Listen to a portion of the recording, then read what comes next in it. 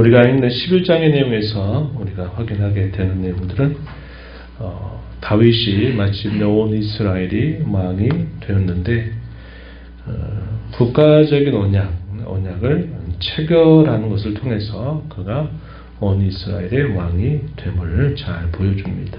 그리고 그가 했던 일들, 그리고 그가 하는 모든 일들에 마치 생명처럼 함께했던 이 다윗의 용사들에 대한 내용들이 길게 소개되고 있습니다. 오늘 우리가 읽은 1절부터 3절의 이런 내용에서는 다윗이 온 이스라엘의 왕이 되는 내용들을 간략하게 약술해 주고 있어요. 사울은 우리가 어제 읽었던 말씀처럼 안타깝고도 비참한 최후를 맞게 되었습니다.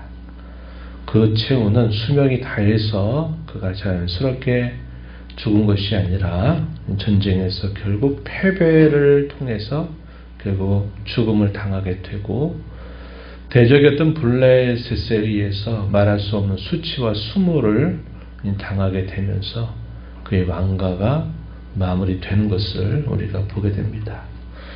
그 이유는 우리가 어제 읽었던 말씀처럼 여호와 하나님께 범죄한 까닭이다. 그 이유를 분명하게 설명해 주었습니다. 그 범죄했다라고 하는 말은 그가 죄를 범하고서도 계속적으로 그 죄로부터 돌이키지 않았다 하는 것을 말합니다. 다윗도 죄를 범하지 않은 사람이 아니었죠.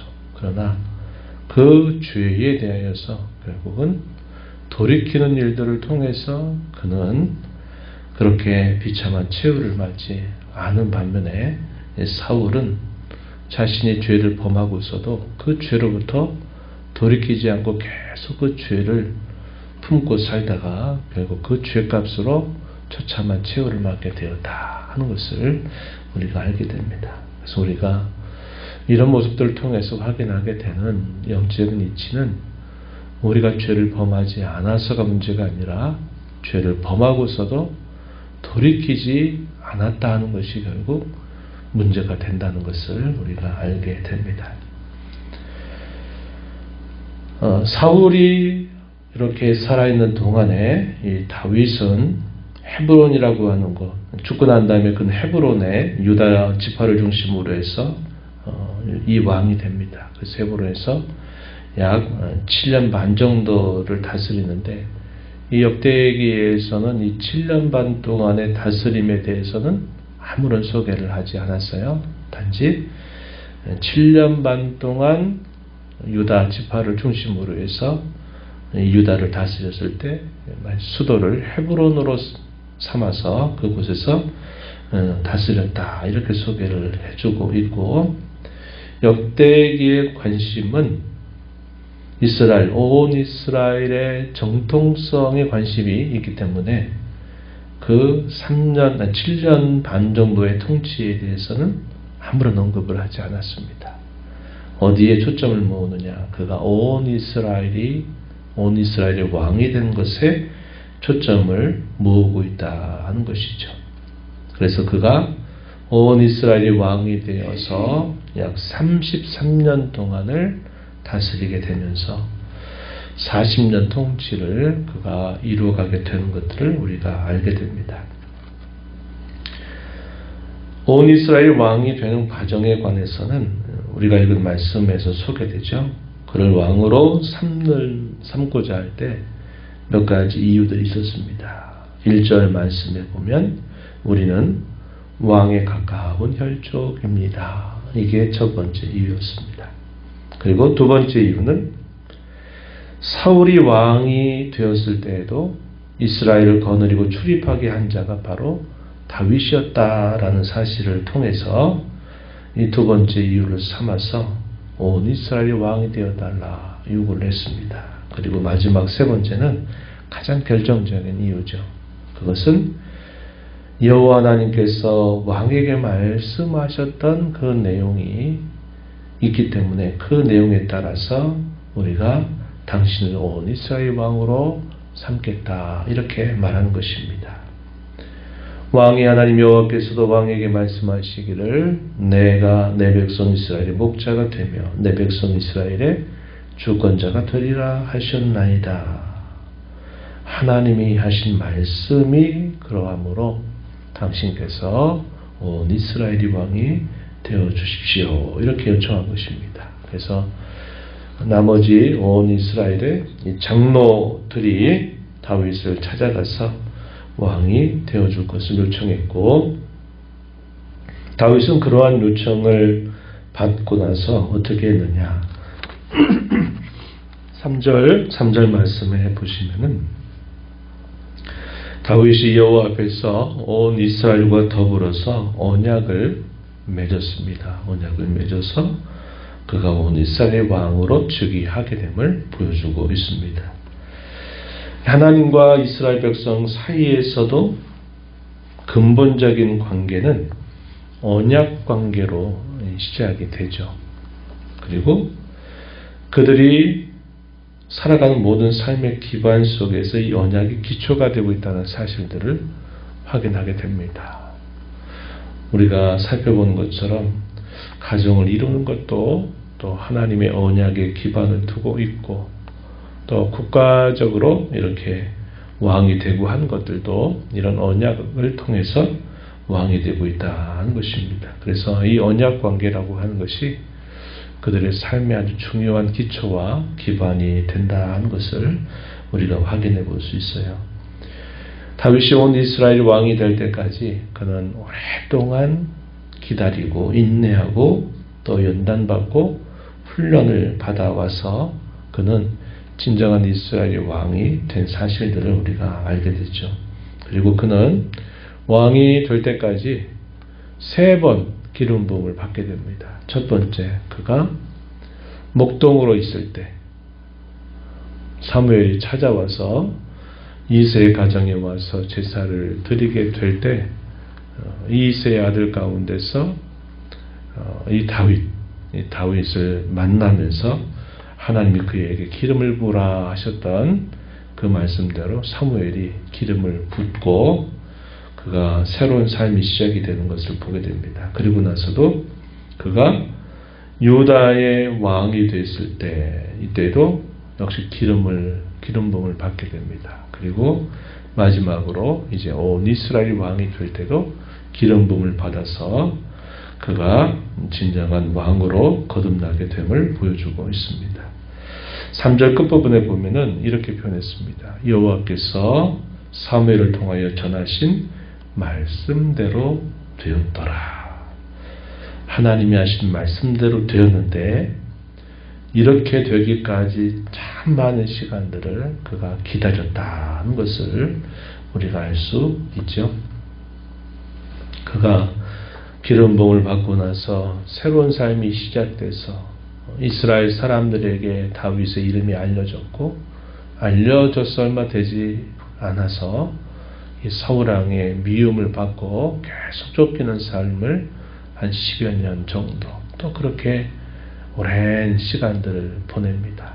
그리고 마침내 유다의 왕이 돼서 7년 정도의 시간을 보내요. 그러니까 적어도 17년 정도 이상의 시간들이 지난 것입니다. 그리고 나서 마침내 사무엘을 통해서 하셨던 말씀이 이루어졌다고 한 것입니다. 요셉 같은 경우도 그렇죠. 요셉도 17살에 이렇게 형제들의 미움을 받습니다. 그가 꾸었던 꿈을 말한 것 때문에 미움을 받고, 그에게 그 꿈이 실현될 때까지 몇 년의 시간이 흘러갔죠? 13년 정도의 시간이 흘러갑니다. 그래서 그가 30세가 되었을 때 애굽의 총리가 돼서 당시에 그 국가적인 어려움들을 해결하고 하나님 백성들이 번성할 수 있는 기반을 또 마련했던 것도 이 요셉이었어요.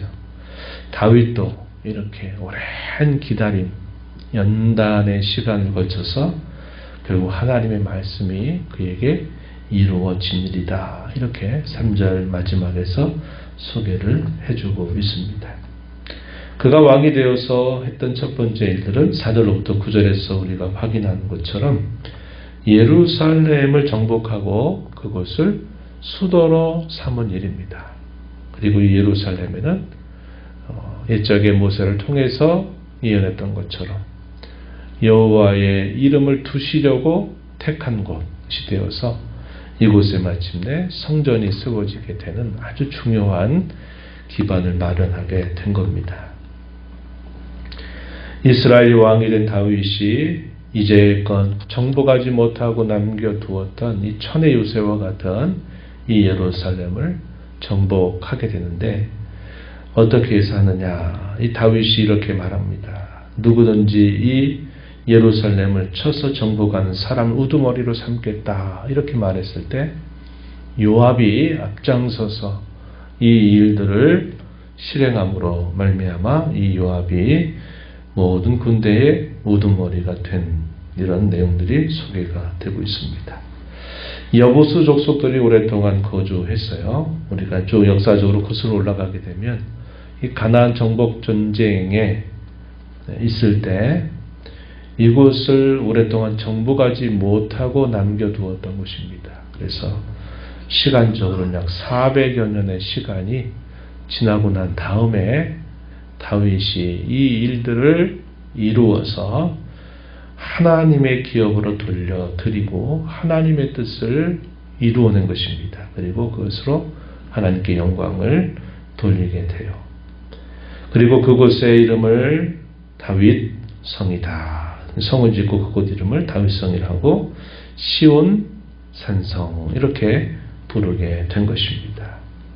그래서 이 예루살렘을 정복하게 된 내용들을 말해주는데 이것이 왜 400년 동안 되지 못했느냐 했을 때 결국은 다윗이 이런 400년 정도의 시간이 흘러서 하게 된 중요한 이유는 만군의 여호와께서 이 다윗과 함께 하시기 때문이다. 이렇게 그 이유를 설명해 주고 있습니다. 9절에서 우리가 확인하죠. 만군의 여호와께서 함께 계시니 다윗이 점점 강성하여 가니라.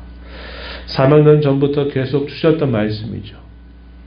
이 땅을 기업으로 주셨다. 그러니 너희가 가서 말씀을 붙들고 그 땅을 취하면 된다. 이런 하나님의 약속이 분명히 주어졌고 그 약속을 그들이 믿고 그들이 준행했더라면 하나님이 함께 하셔서 그것을 차지했을 것입니다. 그런데 안타깝게도 당시의 이 유다 지파의 경우 이것을 하지 않은 겁니다.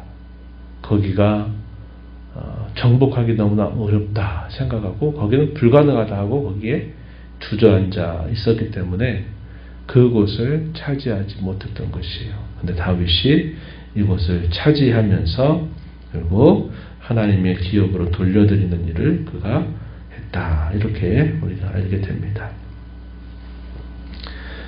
그리고 이 다윗이 이런 일을 하는 데 있어서 그에게 생명처럼 함께했던 이 다윗의 용사들이 있었다는 것입니다. 그것이 10절부터 마지막 47절까지 쭉 이어지게 되는데 그 용사들의 명단이 소개됩니다.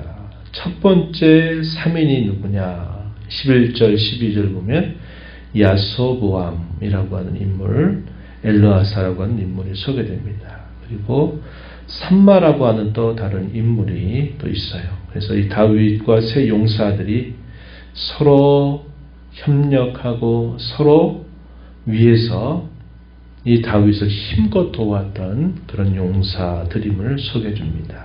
그리고 두 번째 또 3인이 있어요. 그 3인 중에 우두머리가 아비새입니다. 요압의 동생이었죠. 아비새, 또 분하야가 소개가 되고 또 무명의 용사가 있습니다. 그리고 기타 용사들 쭉 소개가 돼요. 이들 가운데 우리가 잘 아는 햇사람, 우리아라고 하는 사람도 있고 암몬 사람이었던 셀렉이라고 하는 인물도 있습니다. 39절에 소개가 되고 또 모압 사람 이드마라고 하는 이방인들도 이 다윗의 용사 반열에 포함되고 있음을 소개해 줍니다. 이들은 어떤 사람들이었을까?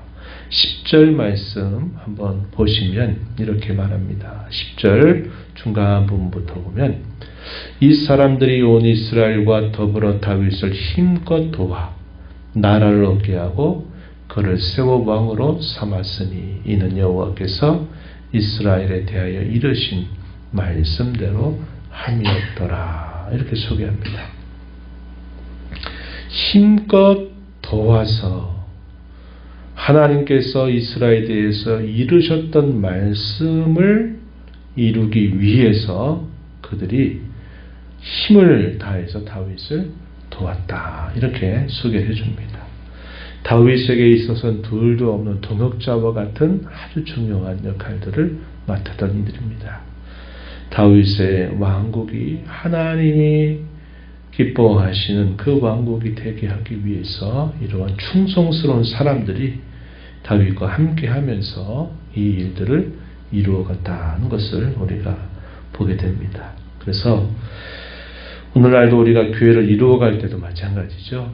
한 사람이 결코 이룰 수 있는 일들이 아닙니다. 하나님은 그렇게 하기를 원하지 않으시고 여러 은사를 받은 사람들이 여러 직분을 받고 또 여러 사역들을 감당하는 일들을 통해서 서로 협력하고 서로 화합해서 주님의 교회를 든든하게 세워가기를 기뻐하신다 하는 것을 우리가 보게 됩니다. 그래서 우리가 이 부름받은 자리에서 충성스러운 사람, 여호와 하나님을 경외하는 사람이 되어야 된다는 것을 우리가 알게 됩니다. 오늘 우리가 이 말씀을 통해서 확인하게 되는 중요한 교훈점 중에 하나가 이겁니다.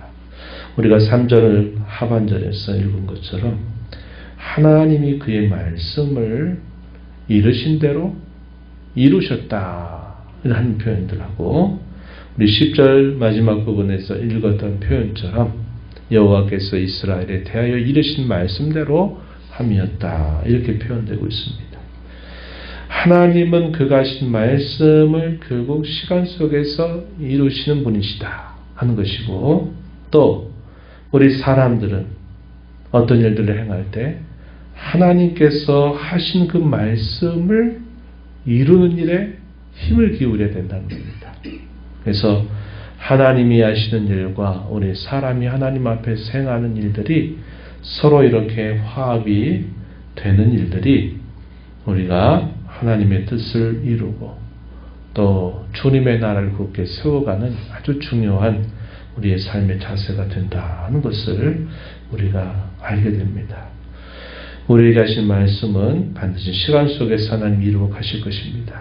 그 하나님이 하신 말씀이 이루어질 때를 우리가 기다리면서 하나님이 우리에게 보여주시는 그분의 뜻에 대하여 우리가 힘써 순종하는 일들을 통해서 주님의 교회와 그의 나라를 세워가는 저와 여러분이 되어야겠습니다. 이런 은혜가 함께하기를 진심으로 바랍니다.